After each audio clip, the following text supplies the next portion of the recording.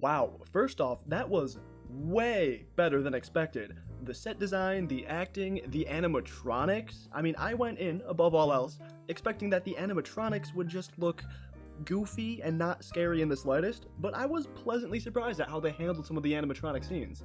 But listen, before we get any further, this video is gonna have heavy spoilers for the Five Nights at Freddy's movie. I might even show clips to get my point across. So if you haven't seen the movie before watching this video, go do that because I'm gonna be spoiling a lot. I think we'll save all the stuff that I liked about this movie closer to the end of the video because right now, while it's still fresh in my mind, I want to talk about some of the decisions in the movie that I am not particularly a big fan of. Yes, most of them are related to the plot. These critiques aren't really ordered, but I'll try and go in order of how the plot of the movie played out. First off, I feel like this movie didn't exactly know what it wanted to be. It switched around a lot from having the creepy atmosphere of the pizzeria to basically being a kids movie involving a custody battle. I'm fully aware that they couldn't go balls to the walls with the horror and the creepiness because at the end of the day, it's only PG-13.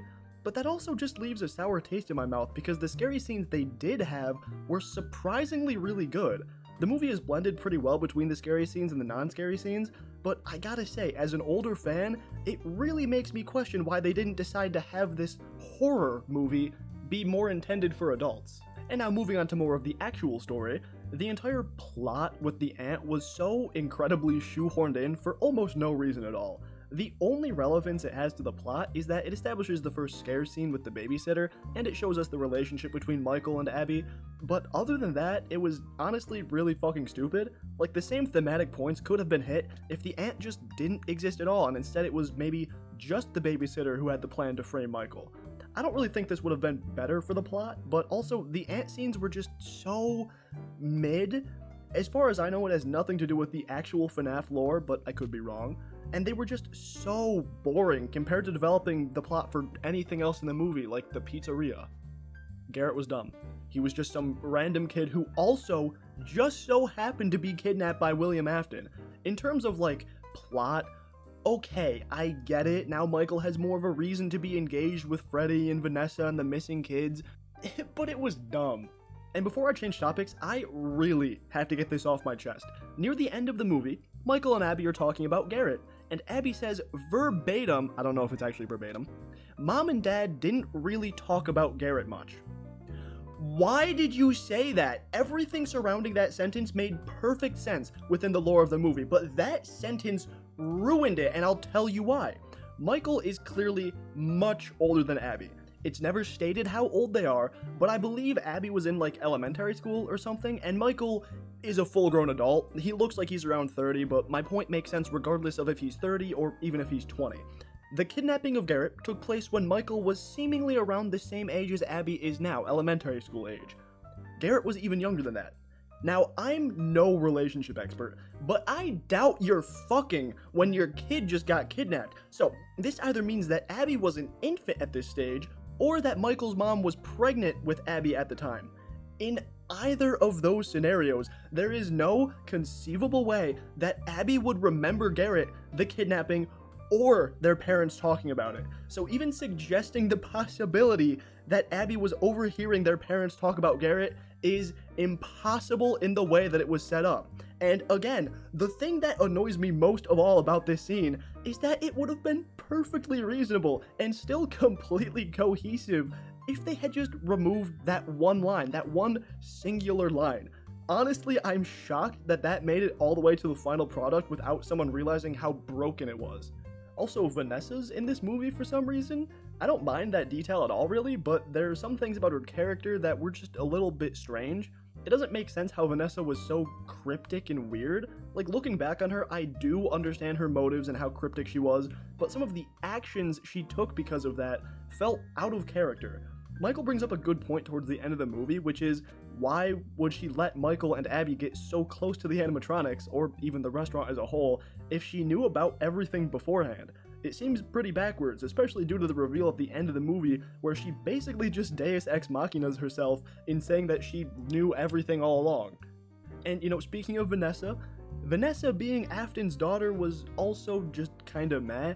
I don't especially feel strongly about it either way. However, from a story perspective, it just doesn't really matter much until the end of the movie anyway, so it almost seems like it was pointless to include. The alternative would be that either Michael is William's son, which is how it is in the FNAF lore anyway, or no one is related and Vanessa is literally just a cop who maybe has some sort of special interest in the FNAF case. I will say that for the movie they were trying to make, Michael being William's son would probably require a lot of script changes, and again, I don't think it was necessarily a bad decision to change it up for this movie. It also just didn't really do anything for the plot, I guess, so kind of a moot point. Abby drawing the final picture to tell the animatronics that Afton was the one that killed them, and that's what made them turn quote-unquote good again. I think that was pretty stupid.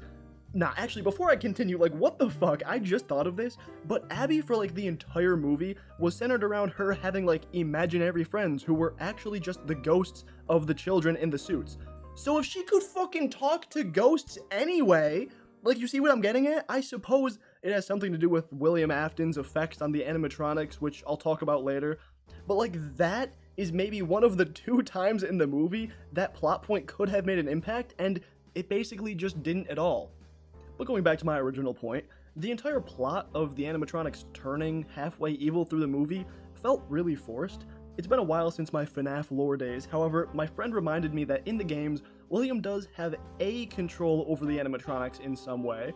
It just seems sort of keyholed into the story halfway through. Like, Vanessa super quickly mentions at the very end of the movie something about how if William comes, then the animatronics aren't safe. I'm probably butchering what she actually says, but that's the in-movie explanation, and again, it's just kinda meh. It just feels like they really had to force plot to happen for there to actually be a villain, because they were so adamant about the animatronics not being the villain initially, and then having William be a surprise villain at the very end. I personally think a much better way of handling this could have been to adapt the story to be more in line with the game. And what I mean by that is, when Michael is originally hired as the security guard, you can make the animatronics mad at him and try and kill him, just like it is in the games. But then if you still want the viewer to sympathize with the animatronics, you can have some plot happen, and the animatronics realize that Michael isn't actually a bad guy and that they don't need to kill him. Essentially, it's copying the lore from the games, because if I remember correctly, in the games, the animatronics only want to kill the player character because they thought that the player character was William Afton, aka the person that killed them in the first place. Doing this would make the animatronics' random transitions to evil mode feel a lot more natural, since it establishes their relationship with the Night Guard, or William Afton. And also, before you comment it, no, I'm not forgetting about when they killed those people who broke in and trashed the place, because yes, while that technically does establish that they can turn evil, the motives for it are completely different to what I'm suggesting. Since we're entering the end of the movie territory, I might as well get some stuff off my chest about the end.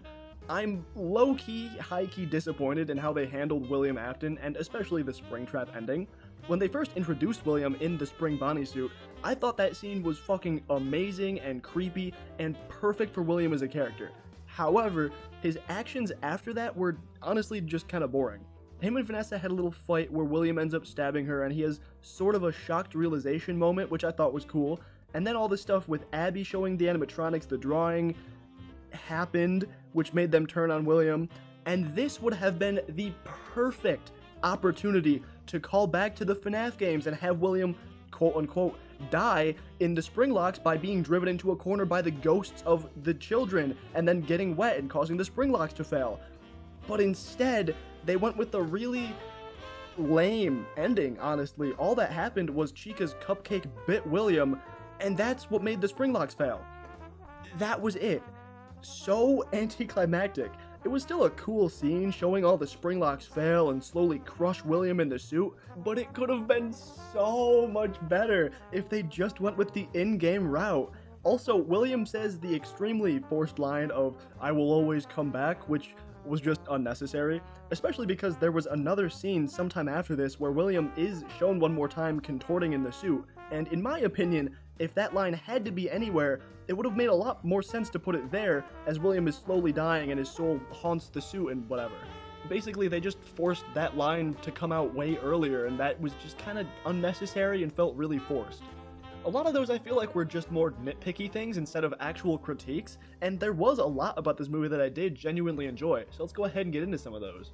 But before we get into it, I'm going to put this here because it doesn't really fit in with any of the other points I was making so far. But we have to address the montage of the animatronics building a fucking pillow fort. Apparently, this is a divisive thing within the FNAF community right now. Some people love it, some people hate it. I fucking loved it, but wait, hear me out. It was genuinely the most stupid, outlandish thing they could have possibly thought to include in a movie that is about haunted animatronics. Like, it is the epitome of the babyfication of the FNAF franchise. But it was fucking hilarious. You see, this scene is one of the dumbest and best things that was included in this movie. Troglodyte children love it because it was funny haha bear making pillow fort. FNAF fans hate it because why in the hell would you make your angry vengeful spirit animatronics build a pillow fort? But real ones appreciate this scene for the cinematic integrity it upholds. That being that this scene was so fucking stupid that it came full circle and was impossibly funny. I genuinely could not explain this scene, even to someone who watched the fucking movie. A musical montage of Freddy Fazbear and friends building a fort. Movie of the year. But like I mentioned earlier, I think the set design and especially the animatronics looked amazing. I knew going in that the animatronics would be a mix of actual robots and humans in suits, and while it was still pretty easy to point out which one was which most of the time, I largely think both cases looked pretty good. There were many times in the movie that the movements were eerie and unsettling, just like they are in the games, and that's a feeling that I never would have expected to get from the movie. And by no means was it perfect. I mean, I could go into a whole nother rant about how they failed to match the actual reason why FNAF was scary, but besides some of the goofiness with the eyebrows and eyelids, I was largely impressed by the movements. Also, and it's surprising even me to say this, but the child actors were actually pretty good. I always shit on child actors because, let's face it, usually they are terrible and end up taking you out of whatever you're watching as opposed to bringing you in.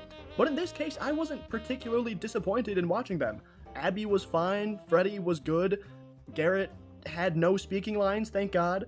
The only half-baked criticism I have for them is that apart from the dream sequences, the other ghosts for the animatronics didn't really do much. Freddy's ghost was sort of the main intermediary between the animatronics and Abby, which again, I actually like, so I don't really think this is much of a criticism. Michael as a character, and to a lesser extent Vanessa, I both really liked. I think they were cast perfectly, and they seem to really fit the roles in their line deliveries, and for as much as I can't stop hearing Shaggy's voice whenever he talks, I also think William Afton was cast incredibly well. And again, I did briefly mention this earlier, but the entire piece of William's entrance as Spring Bonnie was perfect. I think the suit was creepy and it felt heavy. He entered dramatically without much foreplay to slow it down. It was honestly just a great setup to the final confrontation.